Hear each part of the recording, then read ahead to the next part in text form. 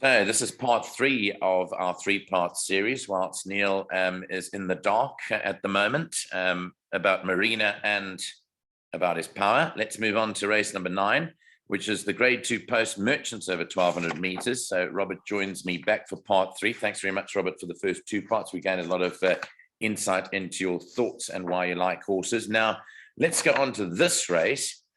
Final leg of the pick 6, and well, dare I say it, how wide do we need to go here in that last leg of the pick 6? Well, I'm going to confine myself to 2 horses here, Nico. Yes. Taking a chance here. I'm very big on Coin Spinner here. Yes. I think he is an above average 3-year-old. If you look strictly at the weights off a net 111, he's not that well in. But I treat that with a great deal of circumspection in light of the fact that the 2 top rated are both fillies in the race. Yes. And I'm not sure I'm in agreement with the ratings that they've been given. But if you go back 3 runs ago, you know, Coin Spinner's run consecutively in 3 pinnacle races. The first pinnacle race he ran in when he finished 3rd to Socrates from a wide gate. Yeah. He ran to round about a 105 off his 91 rating. And of course, they couldn't touch him.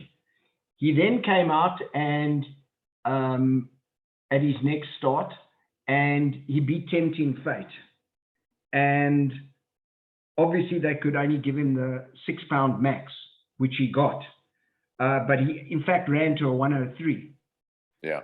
And then last time out, when he was a bit unlucky, behind Socrates again, he ran to a 103 plus kind of scenario again. So he certainly achieved a 105 previously. So if you take that into account, the 8 pounds differential between that and his current rating is actually not that badly in here. He's got a decent draw this time, whereas Socrates, who's beaten him twice, is drawn wider out on this occasion. He's got a 1 draw. He's got an informed jockey in Keegan de Mella. He's got an informed trainer in Tony Riverland. Odds currently, I see there's as much as 7-1 available. I think it's a huge price. If I had to price up on this race, I would have marked him up favorite. So as an each way bet, I don't see him out of the top 3. And I actually think he's going to be a hard horse to beat here. To me, the obvious danger is William Robertson. Yes. The first thing anybody's going to say is, yes, but the horse has gone from Joburg to Durban, back to Joburg, back to Durban, back to Joburg, and now it's coming back to Durban again. Yeah. And yet, it doesn't seem to affect this horse at all. I see, interestingly enough, they've slapped the blinkers on this time. Having won with the blinkers 2 runs ago, and I'm presuming that that's got something to do with the wide gate, because he likes to race fairly handy. He seems, you know, I know he still hangs out in his races, but not as badly as he used to in the early part of his career. He used to hang badly up the straight, never mind round the turn. But he's a way above average horse, and he's a decent horse. And I think he's the obvious danger. So to me, I'm going for Coin Spinner and William Robertson, my second pick. Okay, so okay, so that's fine. So you're keeping it short there. I think a lot of people would be playing that wide, so therefore you may be ahead of the general curve there. Just quickly with William Robertson, his last win, did you actually fancy? We liked Xavier on that day. Both Neil and I liked Xavier to win that day. I didn't think that William Robertson, having gone up so much in the weights, would win again, but he really won well, which means he's, you know, he defied the handicapper again, being put up 9 points and still winning. I did, in all honesty, I did actually like William Robertson again. Yeah. My concern about Xavier is that Xavier was off, and we get to deal with Xavier now in the next race. So we might as well talk about Xavier. Is that Xavier was off for 4 months. First run back was in 1160, and this was then a 1400. Yes. And I thought that Xavier may just need that run. Yeah. Plus, I also think that Xavier is much better over a mile, which Yeah. is now the trip that he runs over on this occasion. Now, he ran in that pinnacle race. Xavier ran to a 101 off his 98. And as you can see, he's been as high as a 104 previously. And he certainly appears to be returning back to his best. Bear in mind, initially he was with Candace Bass-Robinson. He's now with Brett Crawford. His third run after a rest. He's getting 6 kilos from Warrior, who I think is his chief danger. I thought that Warrior clearly needed his last run. Also having been off for nearly 4 months. Moved up Warrior as though he could actually win, and then flattened out. That was also over 1800. And, Warrior's best form appears over the mile, with 4 wins, a second and a third from 7 starts. And certainly if Warrior can reproduce that run, if you recall, when he won the Cape Mile, he beat Rascallion and Committee Dim, albeit that Committee Dim gave him 4 pounds. He still, carried 60 kilos and the same weight as Rascallion. And certainly Rascallion at his best, you'd back that horse here. So, as I say, I think Warrior needed his last run, but he has to give 6 kgs to Xavier. But again, I'm going short, and I think it's between the two. Yeah, and I'm agreeing with you, Xavier. I mean, we back to in fact, when it ran the 1160, I called that day, and I thought it really ran a terrific race. That's why I pursued it in the next race. But like you're saying, it was second run after rest. I've got to be with Xavier again, but with that weight on. But like you said, the chief danger is Warrior. So Robert keeping it tight, races 9 and 10. So not much really to speak about. Let's go on to the 11th race, which is just a normal handicap over 1,800 meters. By this stage of the game, we'll know where, we'll know, is this get out stakes or whether we just ambling along just to get the day finished and to celebrate our winnings in the July. I always find these last couple of races terribly tough to run through. Regardless, I'm either completely drained emotionally, mentally from experiencing the highs and lows of punting the previous 10 races, or you actually want to get out of trouble. So you're trying to find something to get out of trouble with. So what Neil likes doing, Robert, is when we study a card, he studies from the back, from the last race to the first race, because he says he's got that psychological approach that he studied those first. So he spent a lot of time on them just in case he needs to call on all reserves because he's done his boots and he needs to get out in the last 2 races. So he's well equipped to deal with that situation. Well, I do think there's a good thing in the last race, believe it or not. Okay, well, there we go. But we're dealing with the 11th race first, and this, I think, is a minefield. Yeah. I think it's an impossible race. I narrowed it down to 4 obvious horses, 1, 2, 3, and 5. Grimaldi... this is on the poly, by the way. We need to mention it is on the poly track. Yes, where Grimaldi is 2 out of 2 in the poly. That's right. And has a 1 draw. So it's certainly a big runner. The value in the race to me is Conquer the Enemy. Ran in an MR 97 last time. Absolutely. Following up its win in a Progress Plate. I've seen as much as 10 or 12 to 1 available on this horse, and that is certainly the value horse in the race to me. I think he's a big runner. Sunday Island won its only start at this course, and Sunday Island, like Grimaldi, have both beaten a rumor gun before. So from a good draw, Sunday Island certainly comes into the reckoning. And then Willow's Wish. You will see whether the form gets franked by Blackthorn earlier on. And at Willow's Wish, last 4 runs is run in MRs 104, 96, 90. Very highly thought of horse, yeah. And now drops to an MR 86. So you can make a case for any of those 4 horses. What I found actually quite fascinating, some bizarre fact here, is that Warren Kennedy has won on Grimaldi. He's won on Conquer the Enemy. He's won on Sunday Island. And he's ridden Willow's Wish, albeit that he hasn't won on it. So he's the guy you should perhaps be asking who will win the last race. So I'm not saying that he would have had a pick amongst any of the other horses. and certainly he rides for Paul Peter, but it's just quite interesting that he's won on 3 of those 4 horses. You can make a case for any of them.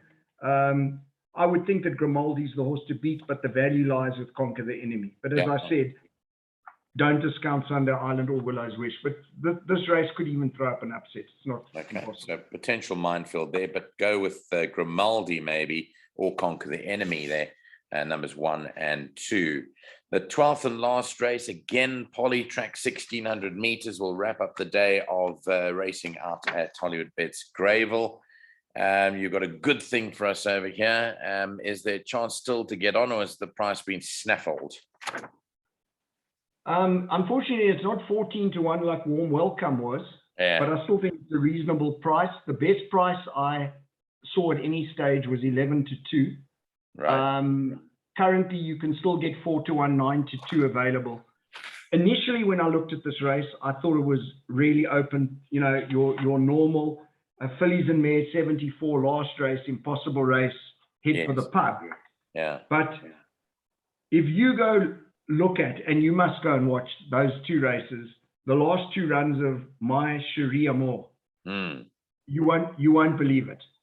The penultimate run, when she won, she was stone last with Jacob Zuma up. Yes. And turned for home, stone last, with the jock hanging on for dear life, flying up the outside fence. And the reason I went to watch this race again was I couldn't believe the 400 to finish. If you look in the computer form of 21,5. Yeah, look at that. I mean, that is not something you often find in a 1400. Yeah. But if you see where she was and that she got up on the line, it was quite a remarkable win. Then you go watch her next run with the same Appy up, understandably. The kid had just won on the horse. Yeah. Well, I tell you what, never mind what it says here, shifted out, cramped, switched. You have no idea. No idea. Went in, out, balked, just everything. The last 100, he was just sitting there behind a wall of horses, couldn't move on the horse, loaded with running. If this isn't a jockey strike of note, yes, it is. Of Titanic. I don't know. Yeah. I don't know what is. Honestly, this horse will start under 2 to 1. It's. I really don't see this horse getting beaten. Not based on the last 2 runs. And everyone should go and look at those 2 runs, and they'll all back this horse. Okay. If you want to ask me what my second choice is, it would be Mel's Princess. Although my one negative about her is, again, one of my gripes that I have is where horses, you can see, she goes from a 78 down to a 75, down to a 70, 70, 70, 69. She can't win off those ratings, but the moment she runs second and gets close, they hit her with 2 pounds again and stick her up to a 71. You know, let's stop them from winning. Why do that? You know, the horse hasn't won for 273 days. But anyway, that would be my second choice. And my third choice would probably be Princess Ozma, coming off 2 feature races. The last one being in the Alan Robertson. Yeah. She's highly rated, heavily backed at her second and third starts, bombed both times, has had excuses. Maybe she's overrated, but, you know, just based on how the stable rate her, you can't really discount her chances. And after that, you can make cases for all sorts of horses like Angel of Justice and Just Be Nice, etc., etc. But I'm nailed on My Cherie Amour here. Okay, Daughter of Canford Cliffs. And as Robert says, he went and did the form study with the videos and came up with that. Well, Robert, it's been an absolute pleasure having you on again. I know that you always study the cards early, take early positions, get the early prices. Sometimes it works in your favor, sometimes it doesn't. But at the end of the day, we were pretty spot on. As I said, the Mets broadcast received rave reviews across the board. What we like about and what Neil and I have prided ourselves on when we come on these shows, and we found that with the viewing public, they're very sympathetic and very forgiving, because if you make the cases like you're making for the horses, win, lose or draw, Robert, you're going in there with an opinion based on factual information, not thumb sucking or glossing over stuff. You're spending time on it too, and you're watching, like you said, you're doing the video study, you're looking at the collateral form.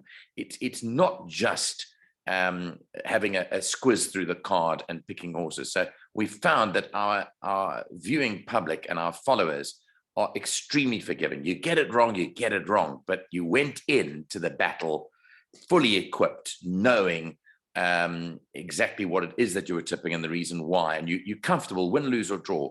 You stand by the courage. You've got the courage of conviction. You know, Nico, there's just a couple of points here, though. In the old days, we used to race twice a week on a Wednesday and a Saturday. I used to have all the videos. You had time to go and study. There's far too much racing, you know, to have time to have a normal life. You have to handpick the meetings that you get involved in. And there's certain centers that I enjoy, and the other centers I try and avoid at times. The one advantage of these big days, and often these big days, they have train smash results, and they're days where they work out like the Met. But the beauty of Met Day and July Day is that the books come out about 10 days before the actual meeting. And the bookmakers price up at least a week before. So you have an opportunity to take doubles into the meeting with horses that you think are reasonable prices, and to try and get a position, you know, on horses that you believe will shorten. The market these days, there are a lot of overseas syndicates that bet into our market, and with the rand being as weak as it is, you get horses that blow off the boards, and you get horses that shorten to unrealistic odds. And it's very difficult to sort of anticipate what is going to happen to the market. It's not like it used to be. But as I say, at least the nice thing about people pricing up early instead of pricing up the day before or 2 days before. I mean, you take Durbanville tomorrow. I haven't even looked at the card yet.